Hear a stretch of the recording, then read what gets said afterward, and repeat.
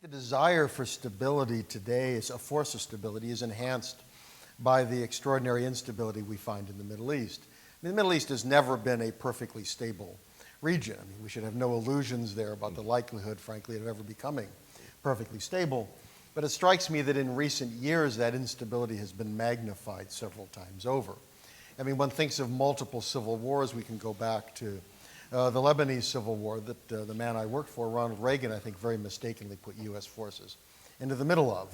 You can still see buildings there that are devastated by that war. We have a sectarian government that is now under extraordinary strain. We have the role of Hezbollah that has been heightened. It'll be very interesting to see what follows the resignation of the prime minister. This is a confessional system. A Maronite Christian is president, a Sunni is prime minister, a Shiite is the head of the parliament. The positions are parceled out, whether that will survive the current system, but it shows the role of Syria, of Iran, and others there. But we carry that on. Certainly recently you look across the region, Iraq remains convulsed by violence and now domestic protests. Libya is going through a second, essentially, rendition of civil war. Syria is a complete catastrophe. I visited a year ago, and cities like Aleppo, entire neighborhoods remain rubble. With multiple contending, factions. We have civil war raging in Yemen. I think a Saudi leadership that is rather fragile in certain ways and very ugly in other ways. You look across this region, we desperately want to see forces that we can rely upon, even the good. Sudan, with Bashar being thrown out, which is a wonderful thing. The question of what follows, will we see a genuinely democratic civilian government come out of this kind of accord they worked out with the military, or will the ultimate result be back to tyranny? You kind of sweep across the region. Egypt, al-Sisi is far worse than Mubarak on any human rights standard, and I think also rather fragile there. We saw demonstrations break out recently despite very strong repression. You kind of float over this region. What you find consistently is instability. And for us, who can we work with? A country like Jordan is reasonably stable at the moment, but fragile. That all these countries face pressure from mass refugee flows. Lebanon, all throughout the country, larger camps in Jordan, Turkey, and others have these. So as you look around the region, you say, where can we find stable partners to work with, whatever our objectives are? And I personally think the president is right to want U.S. forces out of Syria. I don't believe that 1,000 to 2,000 Americans can force out Assad, bring democracy, keep the Iranians in check, push the Russians out, save the Kurds, keep the Turks happy. I think this is, frankly, from my standpoint, an insane policy. That Americans, we should have a very fundamental objective there, make sure that terrorists don't kill Americans, and let's not have illusions about our ability to try to reconstruct, recreate, and nation build in a place like that. But we want partners who we can work with. And if you're looking today, you're thinking about who are the logical partners who also happen to be members of NATO. Europeans have been involved and helpful in Syria to some degree, but the countries, if we look at Turkey, which theoretically one of the objectives, as was stated, was to help fight ISIS, there was certainly a lot of evidence early on that fighting ISIS was not very high on the Erdogan government's priorities. Indeed, there's certainly evidence there that perhaps personal members of the family profited from the oil trade coming out of ISIS. A lot of evidence of transactions going across the border for a good bit of time. And certainly Turkey is far more concerned about the Kurds than ISIS, and I think there are reasons for that. And I think you're right, there is complexity there that one can't ignore some of these issues involving the Kurds. Nevertheless, if one's thinking of a partner in the fight against ISIS, Ankara is not the first place I would turn. We normally would think of Turkey as being a mainstay of the alliance, and today we worry about Russia. Well, that doesn't seem to be very much of a concern in Ankara as well. And one thinks about domestic stability. This has become a very repressive country where the politics there remains very unsettling. Erdogan has his own problems, lost control of several of the major cities in the recent elections. He's gained politically from the invasion of Syria, but whether that will last, how that will play out, we don't know. So I think it's very hard to look at Turkey as being a force of stability upon which the U.S. can rely. That whatever one thinks about the past, and I think that'll bring us to Paul's question next, that whatever the past, today one looks at Turkey, it's very hard to see that as a force of stability to be helpful in major ways to the United States. In contrast, I mean, Greece remains, as it has been, very strong, very helpful. I think I want to emphasize, I think, the importance here of the democratic aspect. Greece has gone through a convulsive economic challenge in recent years and has come out of it very strong. And even under a government that was seen originally as being, far left and threatening in other ways, I mean, we saw that government in many ways be as establishment and as stable as one could have wished. And to me, just one illustration that for me as an American matters hugely is it's very hard for me to imagine a visit of the Prime Minister of Greece to the United States and sitting in his automobile in front of his embassy ordering his bodyguards to attack peaceful American demonstrators across the street, as was done by the President of Turkey. To me, I cannot think of a greater outrage to me as an American at the thought that Americans' liberties are attacked by a guest of the United States who is being protected by the United States, who expects to have the United States provide weapons and all sorts of other things. That is utterly inconceivable with Greece. And I think that should kind of helps give us an idea of the relative difference in these two countries. And of course, Cyprus comes into this in a fairly complicated way, has been a victim of Turkey. And plays a role in these areas as well, being very strategically located and friendly, to the United States. So I think if we're thinking about stability strategically, what countries can we rely upon? I don't think it's very hard to decide. I think there are harder issues. What do you do with Turkey? Do you want to kick them out of NATO? These issues, I've written on that. I don't think Ankara likes my views. Nevertheless, these are issues I think that are debatable. I don't think that one can debate which of these countries is friendlier, a stronger ally, one that can be better relied upon. I think those are issues that are very clearly determined by the facts on the ground. A lot of information we've heard. Having asked the question, I guess we ought to go ahead and allow our guests to answer. In light of these new developments, what should be the proper response to these provocations that have grown so routine? Anybody? So, let me be more pointed. Ahi, the Greek government, the Cyprus government, many journalists have been saying to the United States and NATO what Turkey has been doing for years in the Eastern Mediterranean isn't sustainable. It is dangerous, and the response has been muted. Is there reason for the response to these continued provocations? Is there reason for it to be less muted on the part of the United States and NATO? John. One thing that I'm hearing as a possible response is that the president make a statement by disinviting President Erdogan from his visit November 13th. Many thought that he would do that when U.S. troops pulled back and the attack on the Kurds came immediately.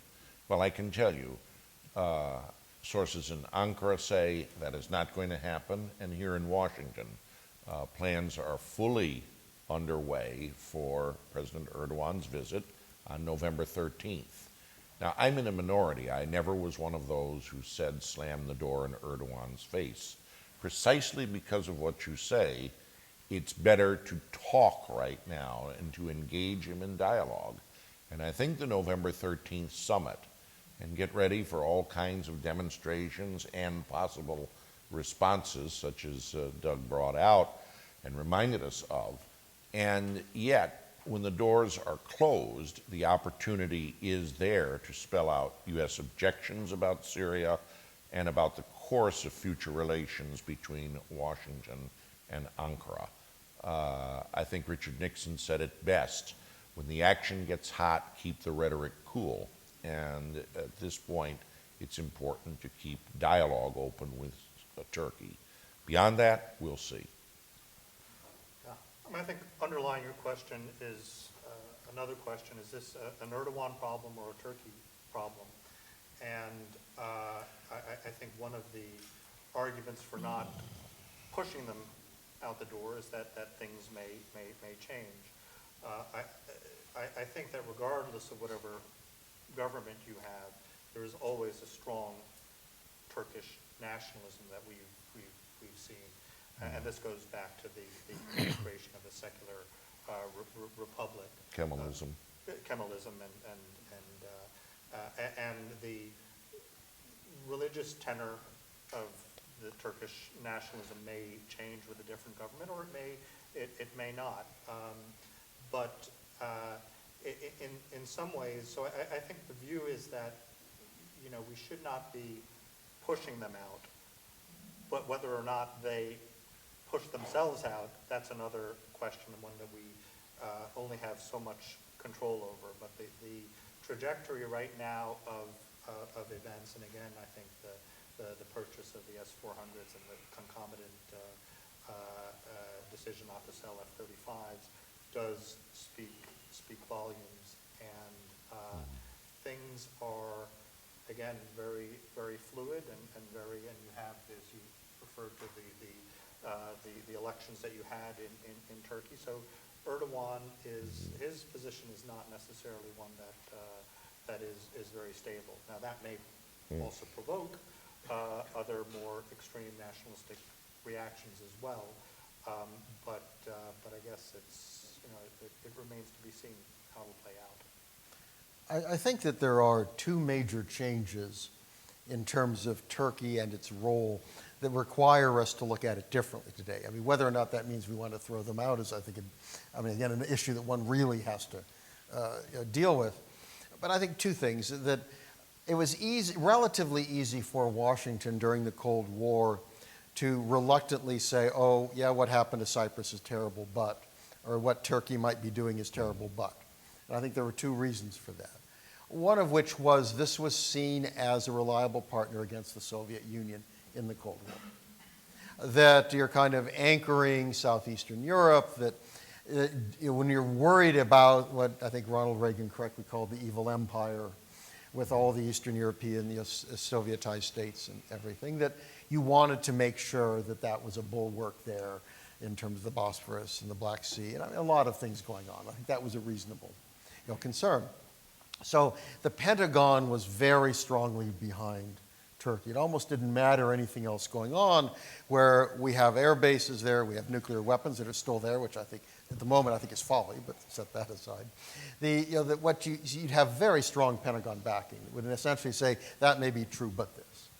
And the second was that we could at least kind of enjoy the illusion that this was kind of a democratic model for the Islamic world. I mean, never mind military intervention in politics in a fairly authoritarian state with Kemalism.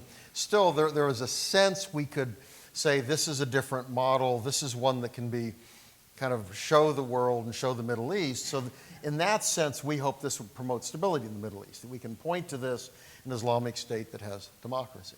It strikes me that both those are gone now. That if you're concerned about Russia, I don't see how one can believe you can rely on Turkey. I mean, the purchase of weapons as well as the relationship that they have. It is hard for me to, if a crisis emerges in, I don't know, the Baltics or Ukraine, or play it out, is Erdogan likely to array his country against Russia? Is he likely to allow U.S. military operations against Russia I'm very skeptical. Well, then, if your main country, second largest army, significant power within NATO, is not reliable for the most important serious contingency, forget all the little stuff. If you really want NATO, it's to prevent major aggression against Europe. If Turkey's not useful for that, then suddenly I think you have to step back and say, well, wait a minute, what is it useful for? And the second is that this is not a place that one can hold out as being kind of the democratic ideal. It's moving both in Islamist and an authoritarian direction. Now, my hope is it'll move back. I mean, there are people there, Gül and others within his own party that have broken with him, talking about starting new parties. The difficulty, though, it's not just nationalism, but the anti-American sentiments are very strong. The poll numbers now are extraordinary. I mean, a lot of it's the politics, the conspiracy-minded stuff, part of it's AKP-controlled media. There are a lot of reasons to go into that. But I think that's going to be a challenge irrespective of his future, that's going to be the electorate and the general attitudes that we're dealing with. So I think that also tells us that this is, it's fair to ask, would we invite Turkey to join NATO today? And I'm skeptical that we would. So that does raise the question. At the very least, it tells us we should not respond as we did 20, 30, 40 years ago. We should respond more skeptically today and recognize these are hard choices, but let's have a somewhat different perspective as we deal with them. There's, how should the United States respond to Turkey? And on the other is, how should it respond to Greece, to Cyprus, to our partners? Piero was beginning to explain some new legislation on Capitol Hill, offering, for instance, to sell weapons to Cyprus. What is the position of the State Department when it comes to enhancing the partnership in such ways, such that Greece and Cyprus, with Israel's help, the United States' help, can defend itself and defend its rights and positions? Well, thank you very much. I mean, first of all, you saw the statement that back in March, when the meetings took place, that is the strongest statement on record of our views. And as a bureaucrat, I'm not going to sit up here and make policy on legislation that's in process, but obviously we're tracking it very closely and with interest. And when it is signed into law, then that is when we will take a look at our current policy and see how to make adjustments. And thank you. Within the State Department, give us a little background on the lead up to that statement in March. Internally, what's been done? Are there some plans for meetings, plans for follow-up on this partnership? I think almost a year ago, we had discussions with Cyprus, and we're coming up on the 1-year anniversary, and there will likely be news in this area, in the coming months. I unfortunately only arrived in the office in August, so I don't have a real detailed back and forth of what led up to the March meeting. Okay, great. John, you've been following these issues for a long time, as has Doug, very knowledgeable. You know more than I do about the emerging legislation.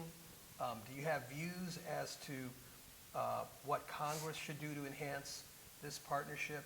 Do you find, especially among the people you circulate with, who are supportive of the president, an appetite for strengthening this partnership? Absolutely, and I think a pivotal factor in this will be the Greek elections that were held this year. Prime Minister Tsipras, as it turned out, was thought of as being an extremist. I remember writing a column and quoting someone who called him the Greek Hugo Chavez, and yet, of course, he governed in a much more centrist way, had a very good meeting with the president, and then had a very freewheeling interview with 12 of us after, in which he sounded anything but the head of the party of the extreme left, which is how his party's name is translated into English. All things considered, Mr. Mitsotakis is considered a center-right reformer, someone in the mold of a Nicolas Sarkozy, Margaret Thatcher, Helmut Kohl, an American-style conservative, or the closest that a European leader can be to an American-style conservative. He studied in the United States, he knows business, and as a result, there is a much more conviviality among the president's supporters toward passing an agreement that will involve dealings with a government headed by Prime Minister Mitsotakis than it would under Prime Minister Tsipras, or if PASOK could ever be revived, a prime minister from that particular party, if there's another Papandreou still around who wants to take a shot at it. But my guess is, yes, there is a strong appetite for it. In addition, quite candidly, the feelings about Turkey have dissipated very strongly. Turkey once had strong allies in Congress. There's a very reluctance to deal with the Turks, and rather sentiments for putting them in check all things considered, it looks good for Greeks under the present Congress. Pierre, what else can you tell us about the emerging legislative landscape? This is happening very, very quickly. Maybe the folks in the audience are tracking this.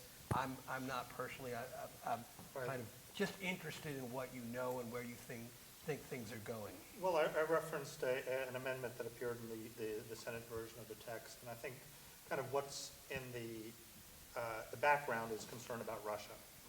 And, in some ways, if you don't sell arms to Cyprus, they got to get their arms somewhere. So there is this, I think, relationship with Russia. I think the overall trajectory and the positive one is to bring Cyprus into closer coordination with us and our allies, Greece and Israel as well. The Senate amendment had, I think, two prongs. One had to do with money laundering and Cyprus's, I guess, position vis-a-vis laundering money, and the other one had to do with the Russian naval port visitation. And I think in some ways these things can backfire too, because if you then kind of put these, I wouldn't say poison pills, but if you kind of make that the focus, then that, whereas you have this, I think, natural trajectory away from Russia. And I think there has been, with the money laundering thing, there has been some progress there too. More can be done, but there has been some progress. On the part of Cyprus. On the part of Cyprus. And of course in this, and I don't want to get political here because, but the whole issue of Russia has become politicized on Capitol Hill and in the media. And there is a danger too in kind of overemphasizing that, while still recognizing the legitimate concerns that we have that Russia is a strategic rival of the United States. It's very opportunistic and seeks to, it's not the great adversary from the Cold War that the Soviet Union was. But if we talk about someone who's played a bad hand well, I mean, that's Vladimir Putin, and he really has amplified Russia's global presence, and certainly you see that in Syria. So I think the kind of the fly in the ointment or the curveball is the relationship with Russia, and I think again the natural trajectory, especially with the pipeline, the oil pipeline aspect, the importance for Europe as a whole to get away from dependency from Russian gas, and that's, if we want to talk about countries that we have issues with, that's an issue with Germany, quite frankly. And so really to kind of focus on the Cyprus-Russian connection and kind of ignore some of the larger issues that play, I think, is unfortunate. So we don't want to see kind of a missed opportunity here, as the bill goes towards enactment. So anyway, that's. Thank you. Doug, picking up on what Pierre was saying, we do have to have a dialogue with Russia. We do have to have intermediaries when we can't communicate it effectively bilaterally. Cyprus and Greece have deep historic ties to Russia. Is it worth thinking about in the panoply of assets and stability that Greece and Cyprus bring, that their relationships and ties to Russia historically and currently are one such thing? And maybe we shouldn't be punished. I mean, yeah, there's some reasons to worry about money laundering and so forth, but talk to us a little bit about the value of embracing even more this partnership, specifically because we have such tense relationships with Russia. Well, I think it's important to recognize that there are a number of European countries that are very uncomfortable with the relationship with Russia and very concerned about sanctions remaining the question of what the objective is and the long-term impact. So the U.S. has pushed very hard. I mean, Italy, at least under the prior government, is one. I mean, Germany because of Nord Stream. I mean, there clearly are a lot of, I mean, Macron at the G7 talked about also the idea of bringing Russia in, but after some resolution of Ukraine, but still, even Macron's talking about trying to have something there. And I think we should listen to that. My view is that the Russia is Putin's a very bad guy, but that's hardly unique in this world. And Russia, I think, is very different from the Soviet Union. And frankly, I think we have to set priorities. And I'm concerned, the U.S. wants to try to reorder the Middle East, defend Europeans, and also worries about China. Well, if I have to go out there and say which of these is the most severe threat, I actually would say China. I mean, in many, many ways, it's moving towards totalitarianism. Domestically, it has no political opposition. I mean, it's very ugly what's going on within. It's also the second-ranking economic power, spends the second most amount of money on the military on Earth, I mean, being very aggressive in many ways.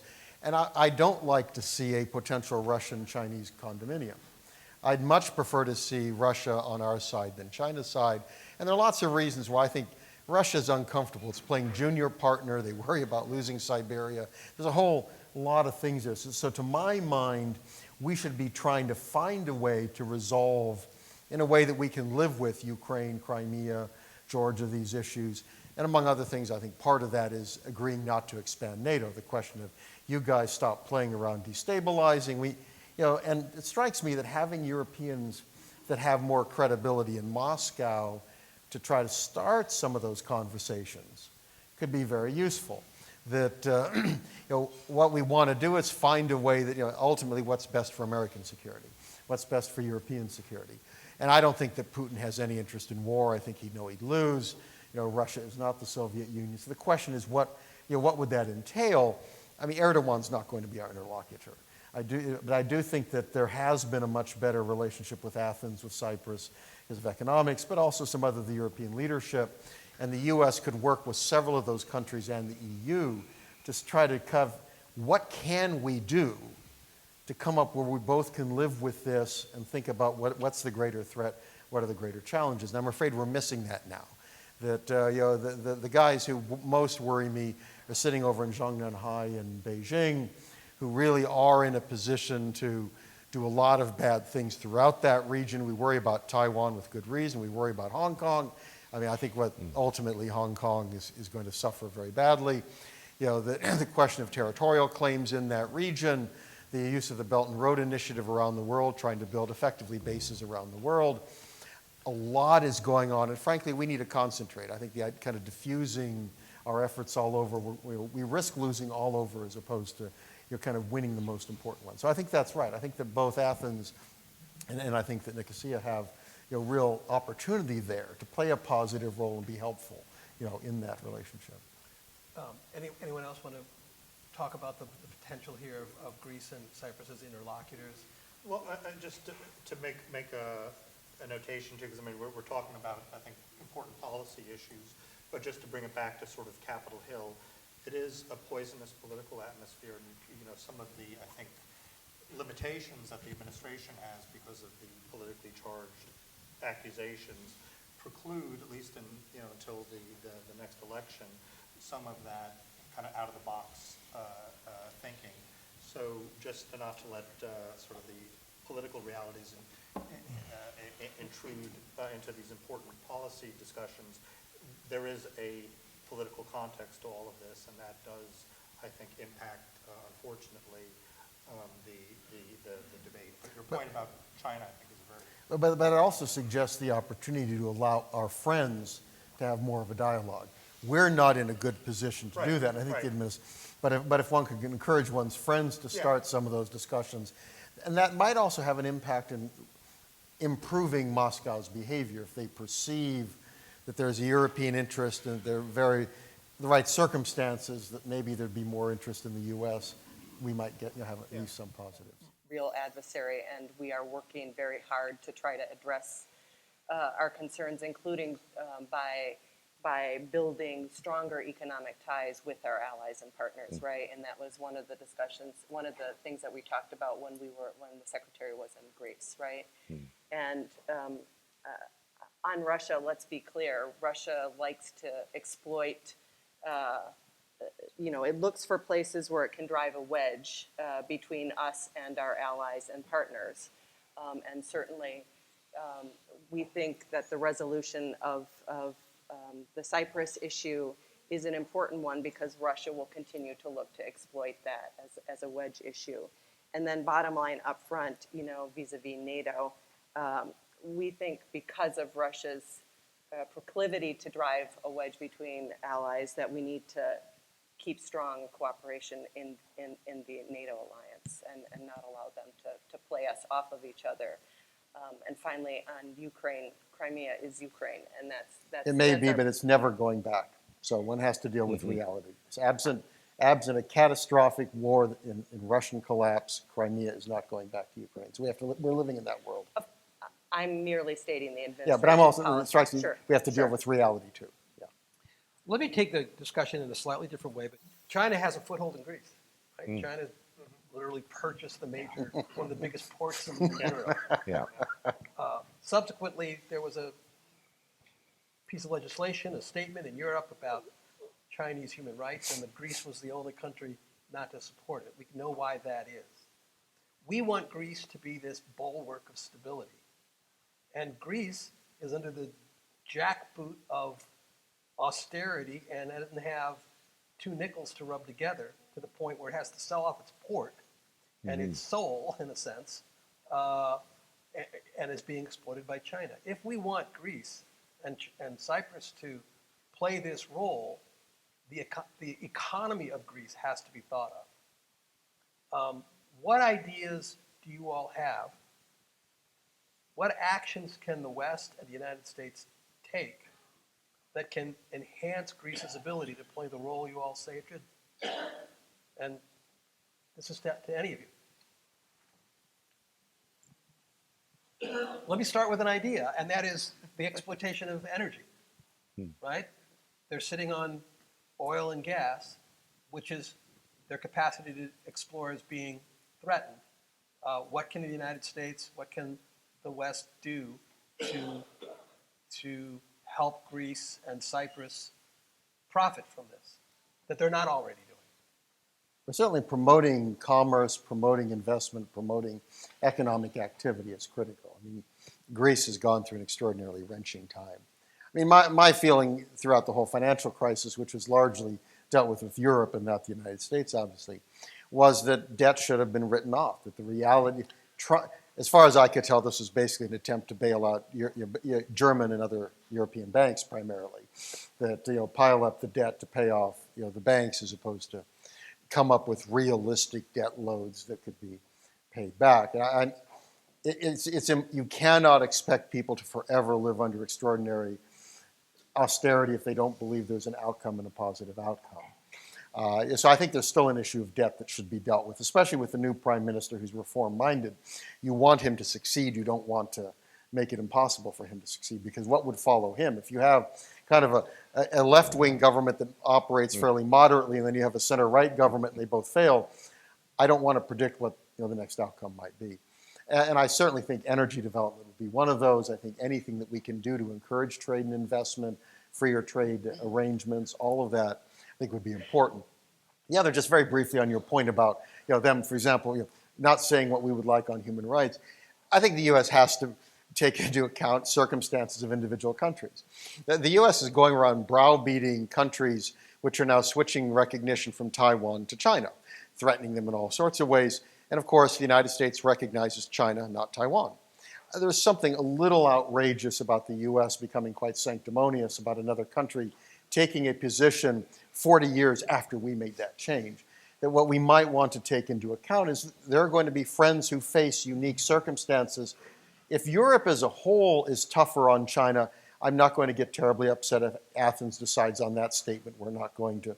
But it does show the challenge, that the money matters, and that there are a lot of countries where we see that in action, and that's our concern. I mean, Sri Lanka, Malaysia, I mean, you kind of dot around the world, Indonesia. we see that. Africa, I mean, there's a lot of that. And so Greece is not alone in that. And you're right, they face extraordinary economic problems. It's really hard to turn down that sale. John.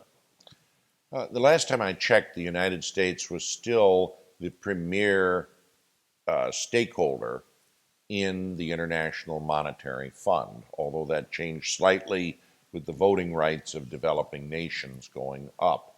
It might well be wise, given the president having his former Assistant Secretary for International Affairs, Mr. Malpass, as president of the World Bank, and then having a new managing director of the International Monetary Fund, and what seems to be an era of good feeling between the Bretton Woods establishment and the administration to have some gentle easing, a QE4 type easing of the debts that Greece owes to some of its international creditors, and the U.S. taking a lead on that.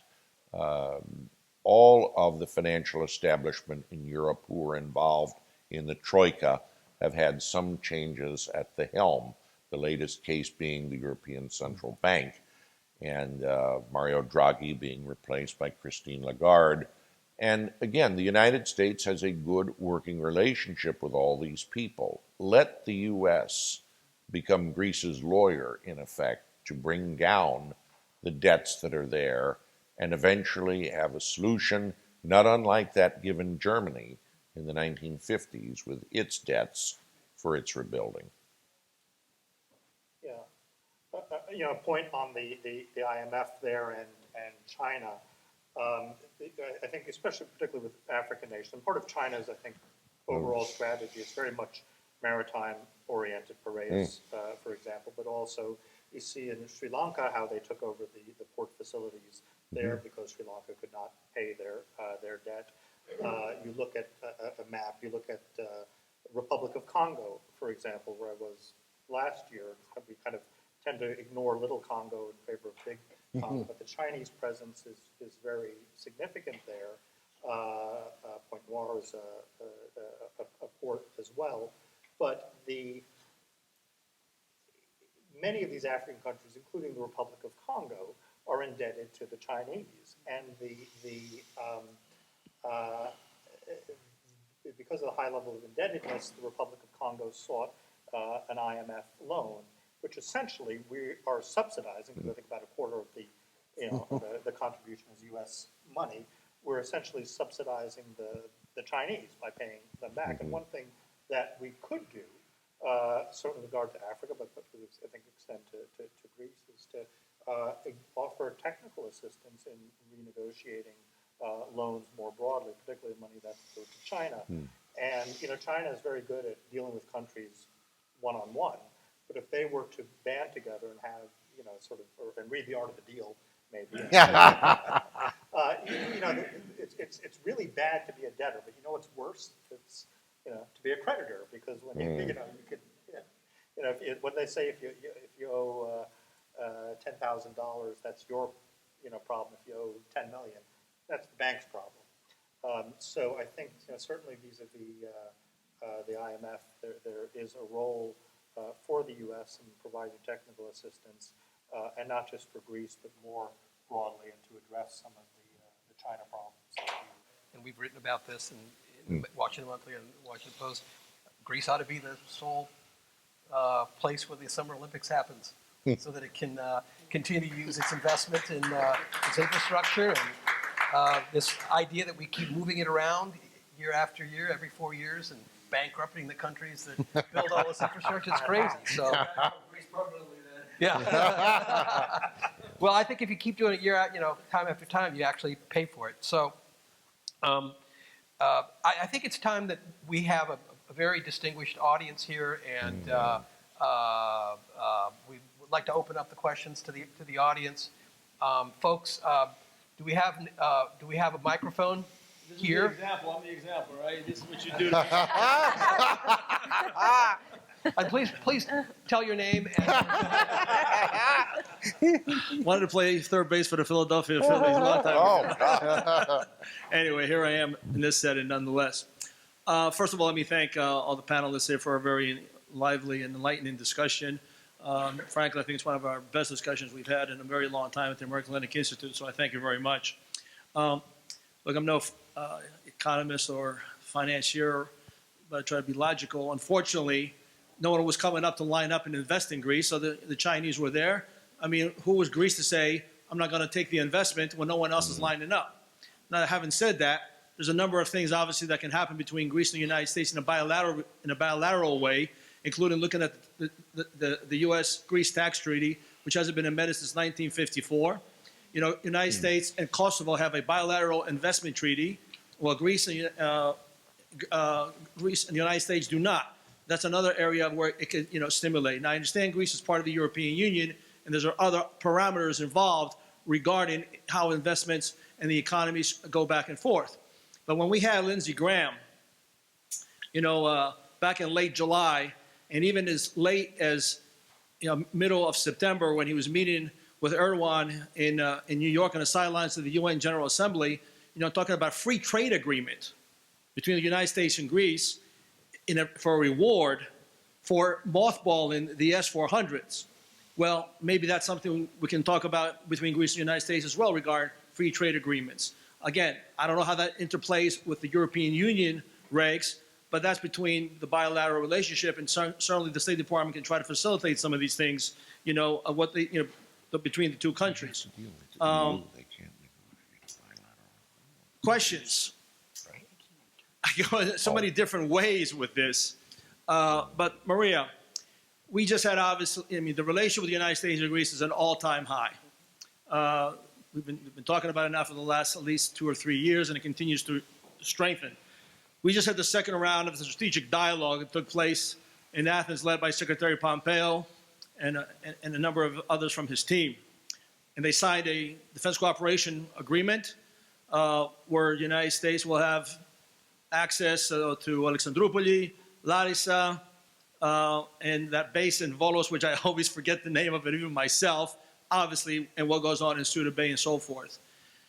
Can you give us a little bit more in terms of the nuances, that are available and you can express to us regarding the strategic dialogue in terms of what's happening from here on out? And as it relates to Cyprus, I'm happy to hear you say that you want a resolution. The United States wants a resolution on the Republic of Cyprus. But for that to happen, pressure has to be put on Turkey for that to take place. And if we kowtow to Turkey, it'll never, ever happen. Okay, Turkey is the one instigator in this whole process that does not allow for this process to move forward. I don't think you need to be a genius in international relations to understand this when you look at, what comes out of Ankara and what has happened over the last 45 years regarding, in terms of trying to deal with this issue. And I also like to hear your thoughts as to the more recent comments regarding Ankara movement on trying to reopen up the closed city, the fenced-off city of Famagusta, and to obviously commercialize it, which goes against UN Security Council resolutions. Thank you. So, generally speaking, on economic security, our policies is that the U.S. is safer when our European partners, including Greece, are prosperous and stable. And so at the Joint Strategic Dialogue, there were a whole host of things that were discussed. I think, the Greek government was really clear that attracting U.S. investors was its top priority. And so we welcomed the economic reforms that they've made to date, and we noted the successes that they'd had in attracting Greece companies like Pfizer and Cisco's announcement of R&D investment, and I guess there are 2 U.S. companies competing for a casino tender at Hellinikon. Energy security is all part of that, right? And we welcome the cooperation on the progress on the Trans-Adriatic pipeline, and express support for further, and here's the key part, the commercially viable energy infrastructure projects in the region. Second part was Turkey generally, and Cyprus. I think there are a number of parties who are involved here. Cyprus, Turkey, the UN is involved, and I reiterated our policy, and we continue to encourage all sides to come together and find a way forward. Hi, my name is Nick Leasis, and I just wanted to make a couple of comments. First, I think that the panel has maybe one of the questions wrong, and it's not whether the U.S. can count on Greece as a stable ally. Greece needs all the friends it can get, obviously, but can Greece count on the United States as a stable ally? When policy can be made by tweet because Erdogan makes midnight or weekend calls to the leader of our country, and that leader just willingly accepts whatever Erdogan tells him. I'm just reminded of what Senator Mitt Romney said, and he said, "What? Turkey? Turkey? We're listening to Turkey?" Or something along those lines. Also, there's a similarity. One of the panelists mentioned how China is a big threat and what China is doing. And China is actually, extending these extraterritorial usurpations, and what happens? The Philippines, and Vietnam, and maybe Malaysia, they're kind of weak on this, and what can they do? China's been building facts on the ground, or really in the sea. Right now, Turkey is doing the same thing. It's drilling in exclusive economic zone waters around Cyprus, and is threatening to do so around Castellorizo and other places. What's to say that Turkey won't even stop one of these pipelines that Israel, Cyprus, and Greece are planning to build? I could just see a nightmare scenario. Thank you. Well, as a editor of a left of center publication, I'll answer your question. And I think if you look at the Obama administration over its 8 years, it was a very consistent supporter of Greece when it came to a host of issues, but most definitely on the austerity. It was really Greece's only significant friend.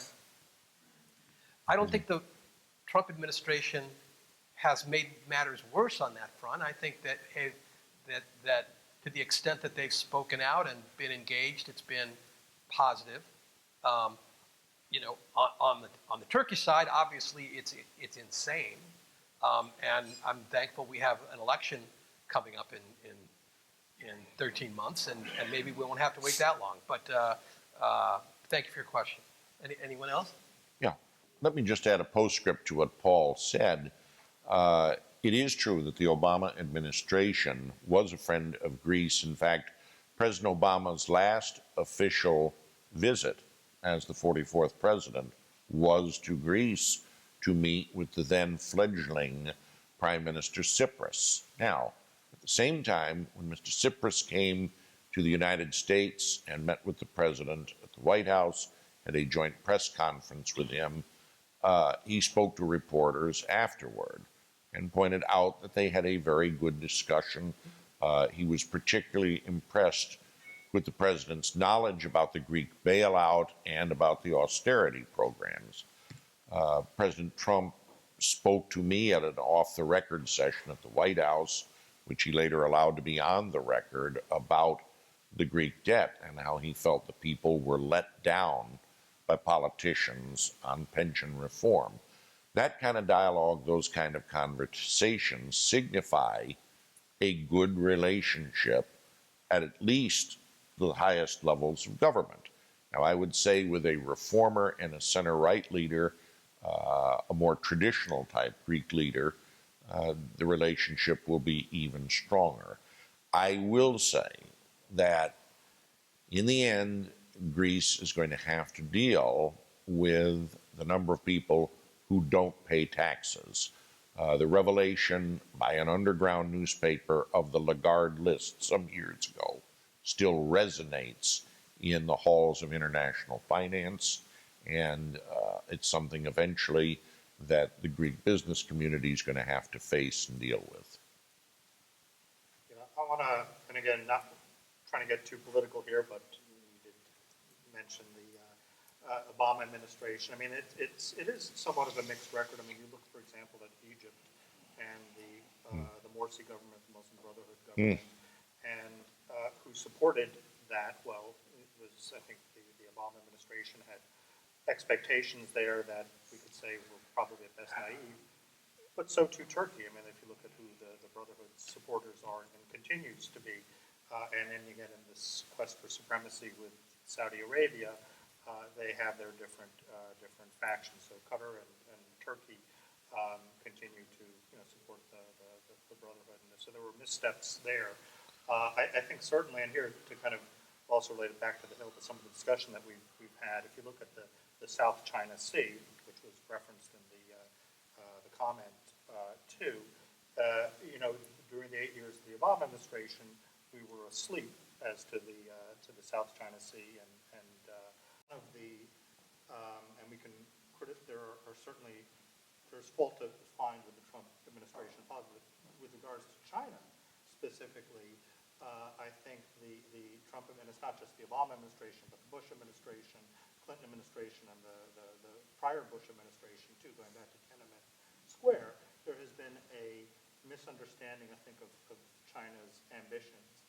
And we talk about, and in fact I referenced the rancor politically and on Capitol Hill and certain things.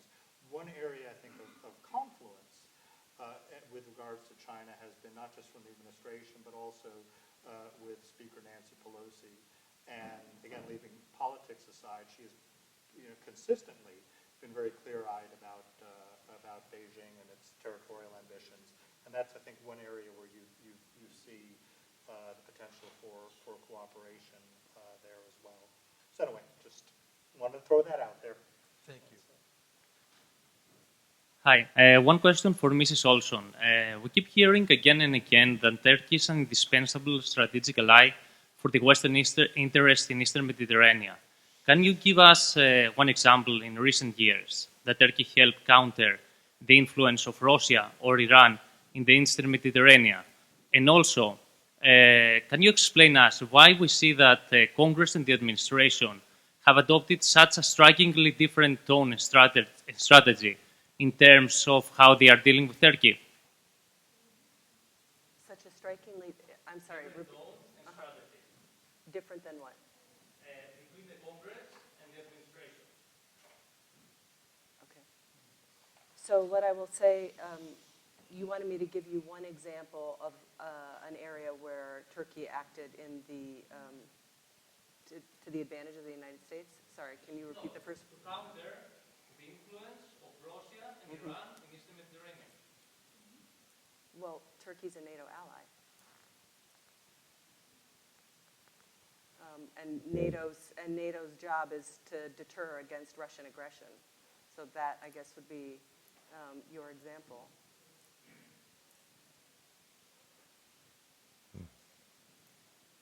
Please. I have two questions regarding the American policy. In the United States, for example, we were more concerned about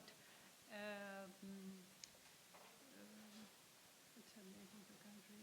Venezuela, because they got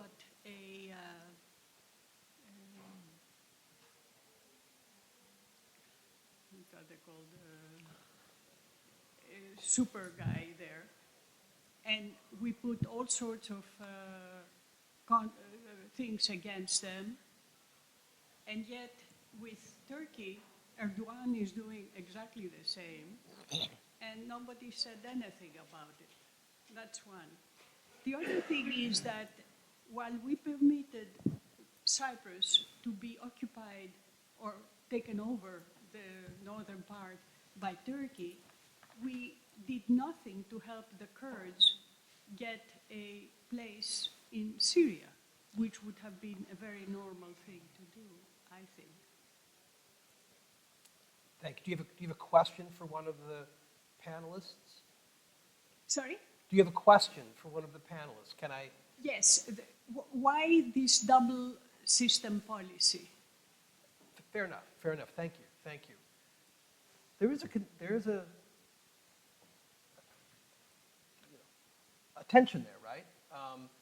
Between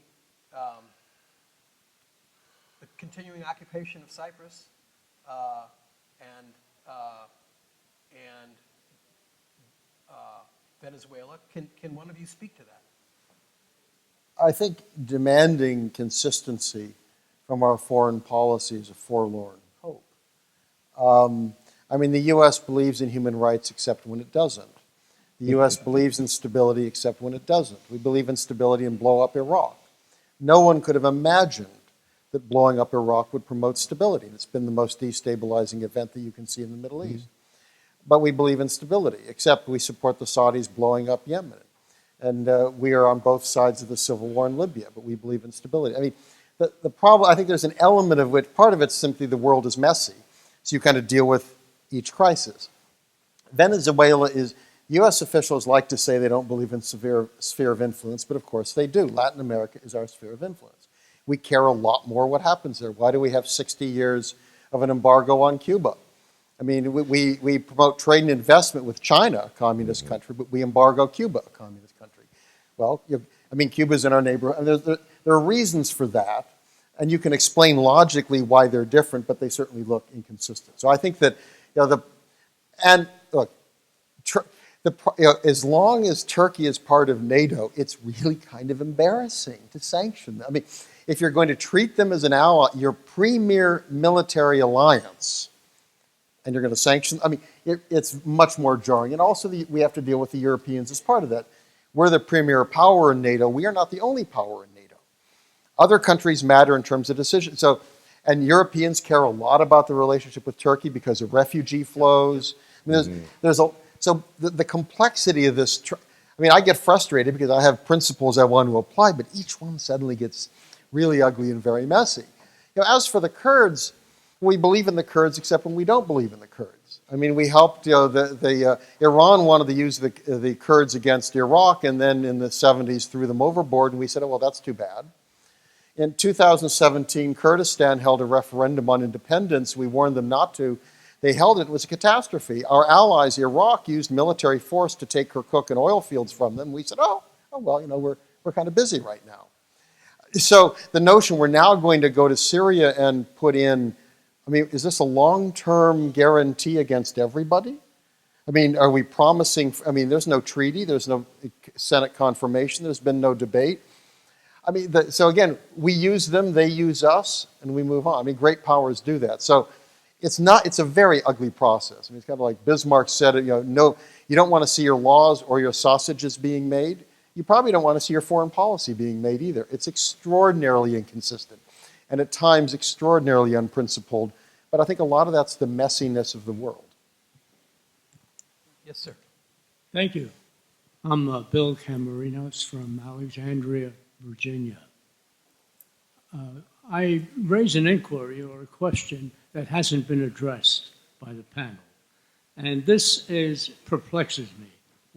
Why does Turkey have such a special status with the media in that something it does which is bad is not really reported by the press, but something that they ostensibly did good, they get accolades. And let me give you the example. Most recent, ill-advised decision by the president to withdraw 1,000 Special Forces soldiers, and immediately Turkey, they consider the Kurds to be terrorists, move in. That is not reported by the press, at least the press that I read. Secondly, when a ceasefire was produced, accolades for Turkey and its benevolent administration. What has Turkey done to get this special favored status? Thank you.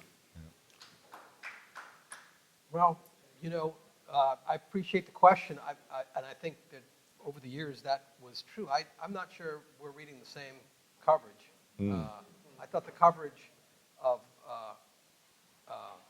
Turkey's actions was pretty blistering, certainly in the New York Times and the Washington Post, on the op-ed pages, and the ceasefire, the top line coverage.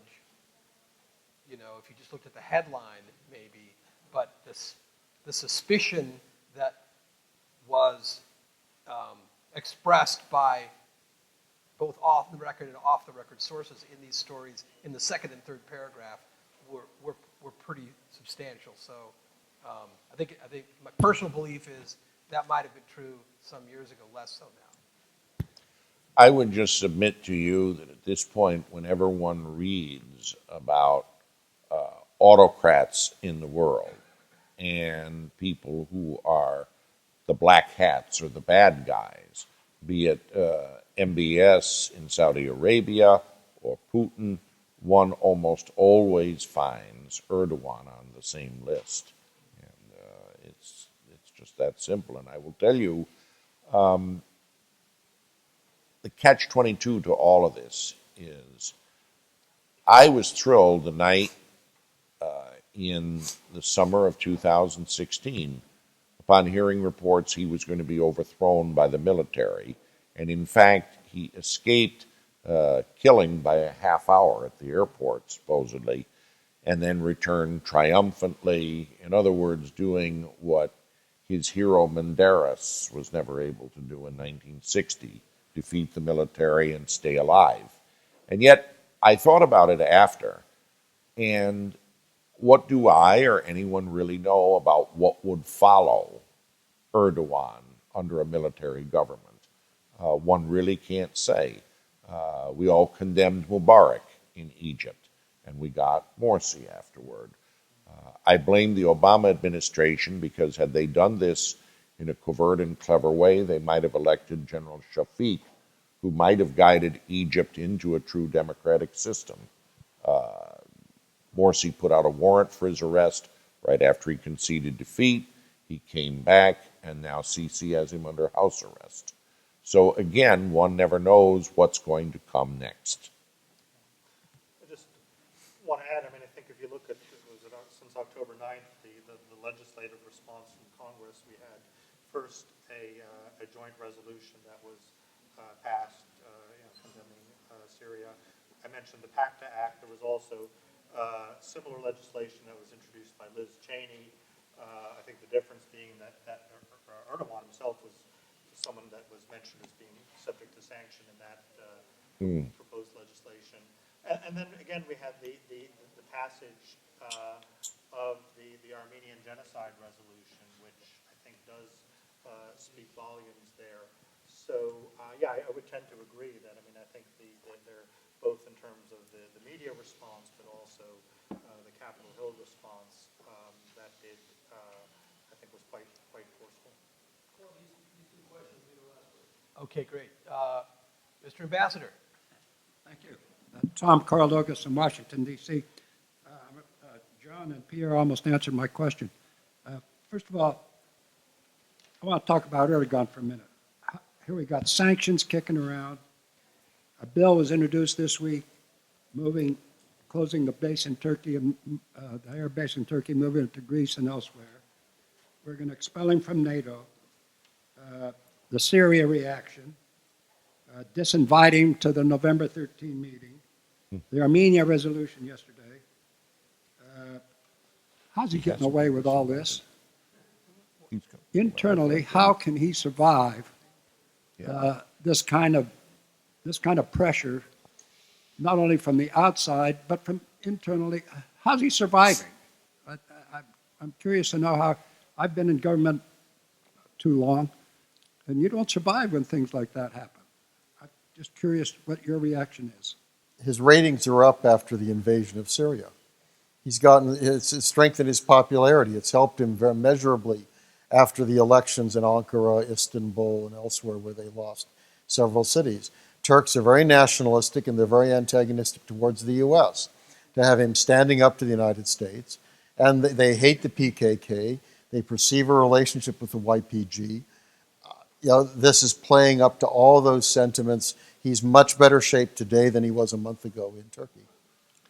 And still, a number of Turks think that Gulen is the incarnation of the Ayatollah Khomeini, and he uses him as a scarecrow repeatedly to rev up his supporters. And he ties him to CIA, the U.S. has given him sanctuary, etc. Right, and I have no doubt when he does come to the United States November 13th and he does sit down with the president, one of the things he will bring up is turning over Gulen to us. And do you think the president would do it in a heartbeat if he could?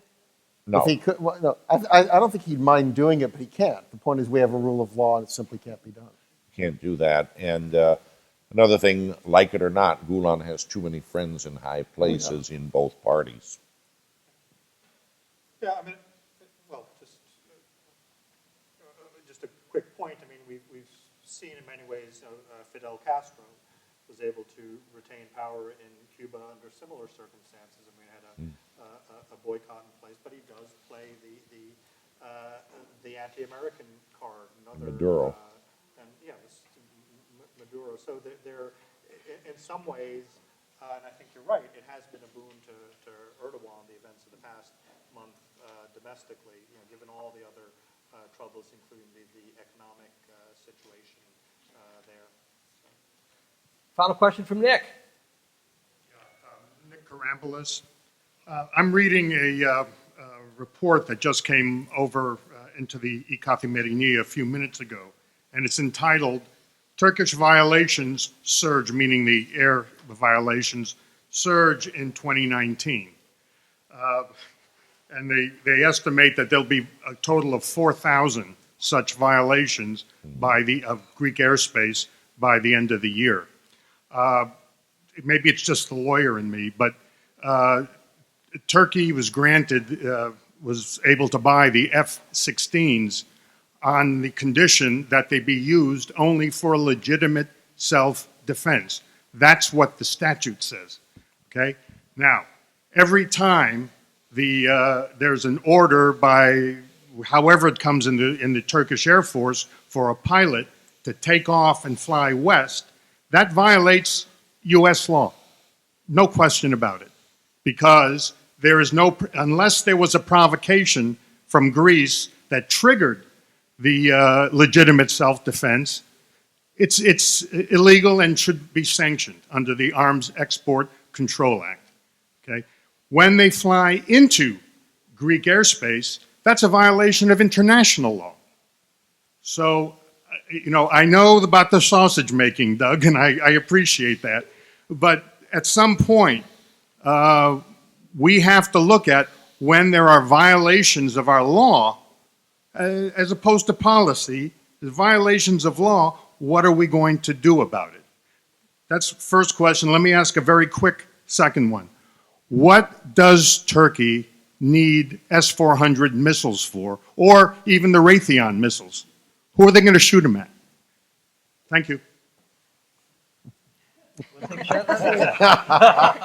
So honestly, I can't speak for the government of Turkey. You would have to ask them what they need the S-400 for. Well, I'm not going to pretend to know what their calculation is. Obviously, we're very unhappy with that, and we have expressed that, and that has prompted the unwind of the F-35 program.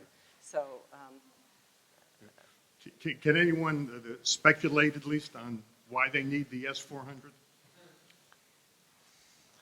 I think if you posed the question to Erdogan, he would say that he's actually a dove when it comes to foreign policy. But when you live in the Middle East, you want to be the best armed dove on the block. Of our very, very successful program of our foreign policy trip of students to Greece and Cyprus, these two students are part of that program. And frankly, again, baseball is in vogue today. It's become a little bit of our minor league system for staffing needs at the American Hellenic Institute. Let me thank, of course, our panelists today, led by our moderator who did a tremendous job, Paul Glastris, Editor-in-Chief of Washington Monthly. And our panelist, Doug Bandow, Senior Fellow at Cato Institute. John Gizzi, Chief Political Columnist and a White House Correspondent for Newsmax Media. Maria Olson, Director of European and Eurasian Affairs of the State Department. And of course, last but not least, Piero Tosi, Senior Policy Advisor and Legal Counsel to Representative Chris Smith from New Jersey. If I can just offer some closing comments here. As Doug Bandow opened his opening comments, talked about basically the arc of instability that exists around the Eastern Mediterranean. And there's no doubt about what he said to be factual, true, and all you need to do is just look at the map and see what's been happening. Well, what we're trying to say here today, and what the American Atlantic Institute continues to say, is that the pillars of stability, a term now which has become very in vogue, are Greece, Cyprus, and certainly the extension of the relationship that exists with Israel in that relationship. These are Western-oriented, value-oriented, principled governments in the Eastern Mediterranean, a very turbulent region, that help provide for peace and stability, and therefore help to project U.S. geostrategic interests. And as we've heard time and time again today, although I wouldn't have wanted to go as much as it did regarding the Turkey side, you can't help, unfortunately, by continuing to bring in this country into the discussion, because any way you want to look at it, and as objectively as possible, it is just still the country that is providing the instability and thereby threatens U.S. geostrategic interest in a very, very important part of the world. I can't speak about China, okay, or Russia, although Russia obviously is part of that part of the world, or Cuba or South America or anything else. I can just deal only in this part of the world. And it is a very important part. Commerce, trade, energy intersects this region.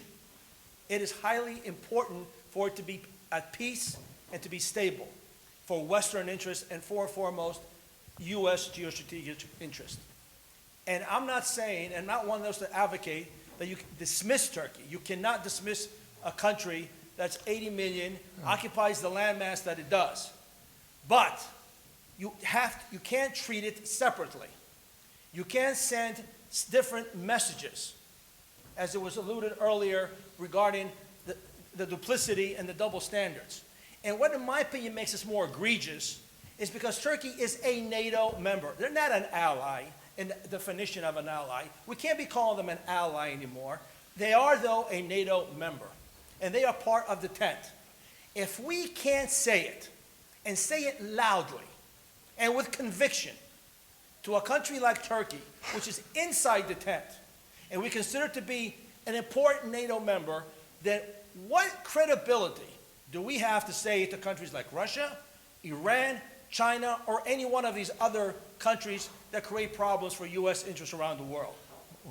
We cannot play the double standard game anymore. And we can't have policy of appeasement. Permanent interests, right? It has been a constant policy of appeasement. Our president one day tweets out, I'm going to destroy the Turkish economy, and then the next tweet, he says, what a great leader Erdogan is. These are conflicting messages that only embolden leaders like Erdogan to continue to do what they do unabated and with immunity. So this is the issue. How do we treat a Turkey within a proper context? And I respectfully disagree with John Ghezi's comment regarding inviting Mr. Erdogan to the White House. A visit to the White House should be one for reward, in my opinion. It shouldn't be just an easy visit. Otherwise, the President of the Republic of Cyprus should have been called here a long time ago and be part of a visit to the White House. Because that country is doing a hell of a lot more for promoting energy policy and peace and stability by virtue of geography and its Western orientation. But Mr. Erdogan is going to be invited to the White House to be told what? He can be told that over the phone.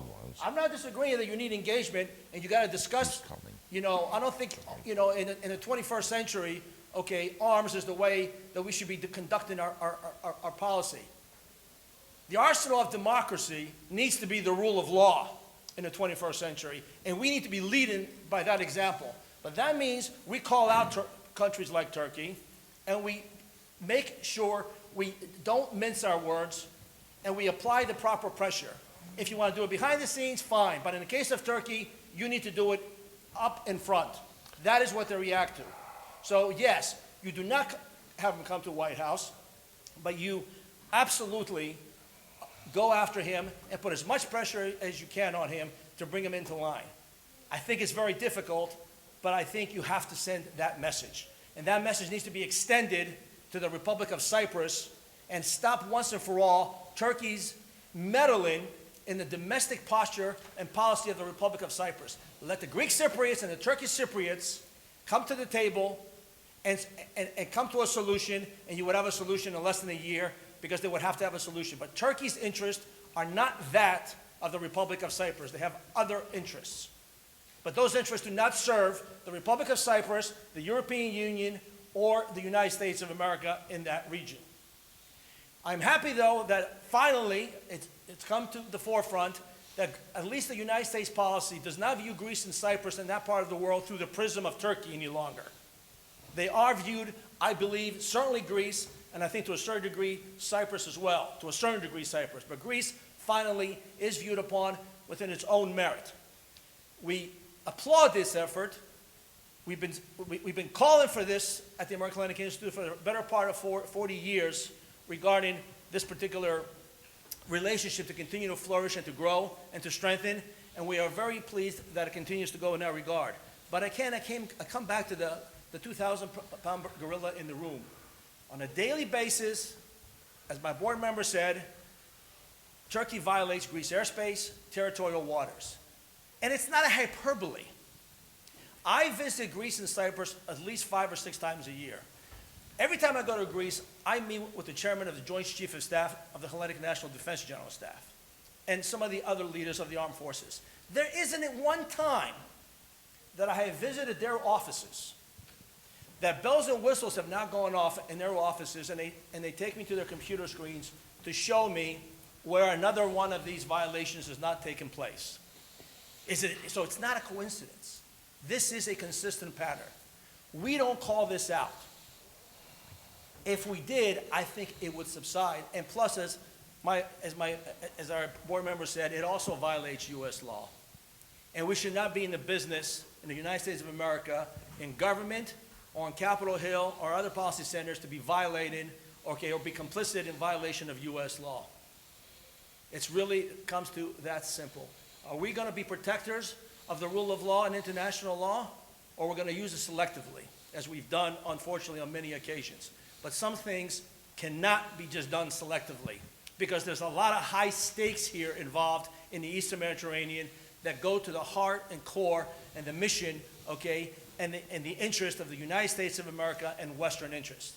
And it only needs to be played out in a proper way, and I hope we view this not in a double standard, but within the context that we need to do so. So, again, I thank you all for being here today. Know also that we're going to have this exact panel, not with the exact panelists, but we're going to have this exact panel in Athens on December 5th, where U.S. Ambassador of Greece, Jeffrey Pide, who's doing a tremendous job in promoting the bilateral relation between Greece and the United States. The Defense Minister of Greece will also be on the panel, Mr. Panayotopoulos. A leading international relations scholar will be on the program. And because we can't bring all of them to Greece, we are going to bring Doug Bandow from the American shores to be on the panel as well. And we look forward to doing that on December 5 in Athens. So once again, thank you very much for being here today, and we look forward to seeing you in one of our next events. Thank you again.